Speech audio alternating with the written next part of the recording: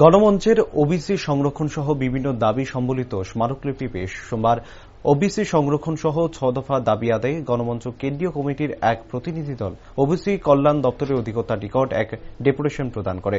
গণমঞ্চের কেন্দ্রীয় কমিটির পক্ষ থেকে সুব্রত ভৌমিক জানান, দেশের মধ্যে একমাত্র ত্রিপুরার ওবিসি সংরক্ষণ চালু নেই, কিন্তু রাজ্যের সমস্ত রাজনৈতিক দল নির্বাচনের সময় ওবিসি সংরক্ষণ সহ বিভিন্ন সুযোগ সুবিধার প্রতিশ্রুতি দিয়ে এসেছে, কিন্তু আজও ওবিসি সংরক্ষণ ত্রিপুরায় চালু হয়নি। তিনি আরও বলেন, এই রাজ্যের 40% ওবিসি জনগণ আছেন, তাদের শিক্ষা, সামাজিক এবং অর্থনৈতিক অবস্থা খুবই করুণ।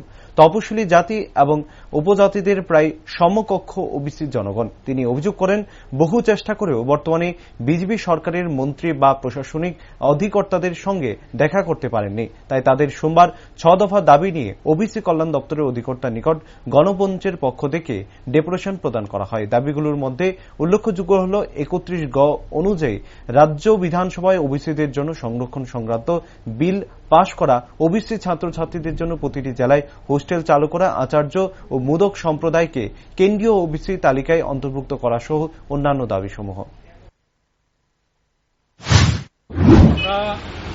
গণমঞ্চের পক্ষ থেকে আজকে এখানে ওবিসি ওয়েলফেয়ার ডিপার্টমেন্টের ডিরেক্টরের কাছে আমরা ডেপুটেশন এসেছি। কারণ ত্রিপুরা রাজ্যে ওবিসি সংরক্ষণ চালু হয়নি। এমনকি এই সরকার 2018 সালে বিজেপি সরকার আসার পর আমরা সরকারের কোনো প্রতিনিধির সঙ্গে আমরা দেখা করতে পর্যন্ত পারিনি।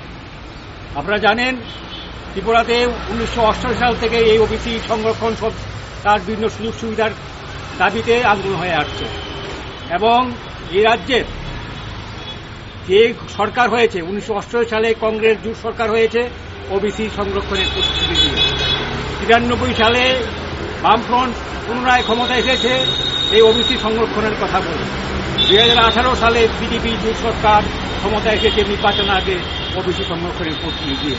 কিন্তু এই সরকারগুলি ওবিসি সংরক্ষণের প্রশ্নে তারা কোনো ইতিবাচক পদক্ষেপ নেয়নি। আপনারা জানেন, সারা ভারতবর্ষে একমাত্র ত্রিপুরা যেখানে ওবিসি সংরক্ষণ নেই। আপনারা জানেন যে এই রাজ্যে 40% ওবিসি জনগণ আছে, তাদের শিক্ষা, তাদের সামাজিক, তাদের অর্থনৈতিক অবস্থা খুবই করুণ।